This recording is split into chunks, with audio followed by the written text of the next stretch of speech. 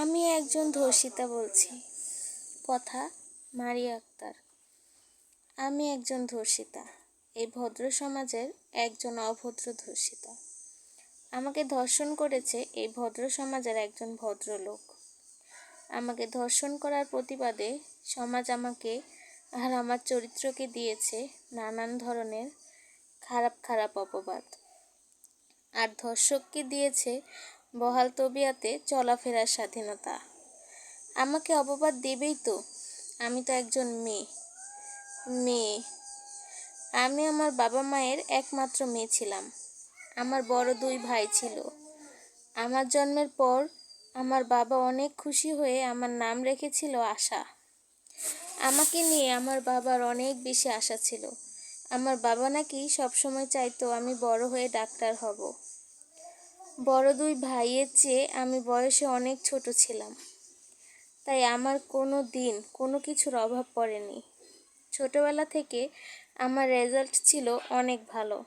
আমি সব ক্লাসে প্রথম হতাম।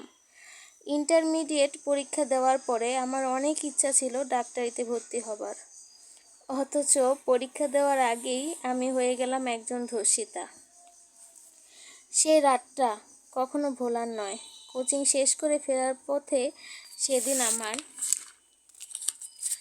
সেলিম ভাইয়ের সাথে দেখা হয়। সেলিম ভাই আমাদের প্রতিবেশী। তাদের বাসার সবার সাথে আমাদের অনেক মিল। আমি মাঝে মাঝেই ওনার সাথে আসতাম। সেদিন ফেরার পথে রাস্তায় গাড়িতে উনি আমাকে ধর্ষণ করে। কিভাবে কোথায় এই বীভৎস ঘটনা বলার সাহস আমার নেই, কিন্তু ওই দিনেই আমার নামের সাথে ধর্ষিতা নামটা জুড়ে যায়। বাবা আইনের সাহায্য নিতে চাইলে আত্মীয়রা বাধা দেয়। সেলিম ভাই সবকিছু অস্বীকার করে। আত্মীয়রা এই ঘটনার পর থেকে আমার প্রতি ভালোবাসা আরও অনেক বাড়িয়ে দেয়, কিন্তু বেশি ভালোবাসা আবার আমার সহ্য হচ্ছিল না। যেমন কোথাও গেলে আমাকে কে ধর্ষণ করেছে, কিভাবে করেছে, এসব কথা বারবার বলে আমাকে সান্ত্বনা দেওয়া। সমবয়সী কারো বিয়ে হলে আমার বিয়ে নিয়ে অহেতুক অনেক বেশি চিন্তা করা। একসময় আমার বাইরে যাওয়াই বন্ধ হয়ে যায়। কারোর সাথে কথা বলতে ভালো লাগতো না।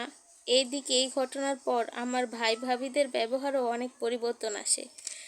তারা আমাকে বোঝা মনে করে। কতবার যে আত্মহত্যা করার চেষ্টা করেছি, করতে পারিনি, শুধু আমার মায়ের জন্য। কিছুদিন পরে খবর পেলাম সেলিম ভাইয়ের মেয়ে হয়েছে। দীর্ঘ 7 বছর পরে তাদের বাচ্চা হলো, মেয়ে বাচ্চা। তারা অনেক খুশি। সেদিন নিজের অনিচ্ছা সত্ত্বেও মুখ দিয়ে বেরিয়ে গেল, ওই মেয়ের জীবনেও ওর বাবার মতো কোনো পুরুষ আসুক। এরপর কেটে গেল অনেকগুলো বছর। বাবা মা মারা গেছে অনেক দিন। আমি এখন আর ভাইদের সংসারে থাকি না। বোঝা হয়ে কেই বা থাকতে চায়। অবশ্য বিয়েও করিনি, ডাক্তারও হইনি। এখন আমি একটা এনজিওতে চাকরি করি। এখানে অনেক অসহায় মেয়ে আসে, তাদেরকে সাহায্য করি। অনেক মেয়ে আত্মহত্যা করতে চায়, তাদেরকে বুঝিয়ে স্বাভাবিক জীবনে আনতে চাই। আমি এখন আমার কাজ নিয়ে ভালো আছি। সেদিন হঠাৎ করে দেখি আমাদের এনজিওতে সেলিম ভাই। আমার বয়স বেড়েছে, সেলিম ভাইয়েরও বয়স বেড়েছে, কিন্তু ওনাকে চিনতে আমার ভুল হয়নি। আমার এক ছোট বোন সেলিম ভাইকে আমার কাছে নিয়ে আসলো। সেলিম ভাই প্রথমে আমাকে না চিনলেও একটু পরেই আমাকে চিনে ফেললো এবং হাউমাউ করে কাঁদতে কাঁদতে আমার পা ধরে ক্ষমা চাইলো। আমার পক্ষে সেলিম ভাইকে ক্ষমা করা সম্ভব নয়, তাই সেলিম ভাইয়ের থেকে পা সরিয়ে অন্যদিকে তাকাতেই দেখলাম একটা অল্প বয়সী মিষ্টি মেয়ে মনমরা হয়ে বসে আছে। পরে জানতে পারলাম ওটা সেলিম ভাইয়ের একমাত্র মেয়ে। কিছুদিন আগে ও গণধর্ষণের শিকার হয়েছে। এরপর থেকে কিছুতেই স্বাভাবিক জীবনে আসতে পারছে না। যখন সুযোগ পায় শুধু আত্মহত্যা করার চেষ্টা করে। সেলিম ভাই ওকে এখন আমার কাছে এনেছে, বুঝিয়ে স্বাভাবিক জীবনে আনার জন্য।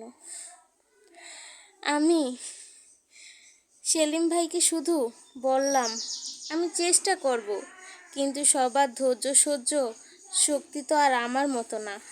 সেদিন একটা কথা আকাশের দিকে তাকিয়ে বলতে ভীষণ ইচ্ছা করলো, যে প্রকৃতি ছাড় দেয় কিন্তু ছেড়ে দেয় না।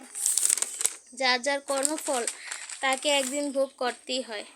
তাই সবারই উচিত প্রথম থেকেই সাবধানে চলা। ধন্যবাদ সবাইকে।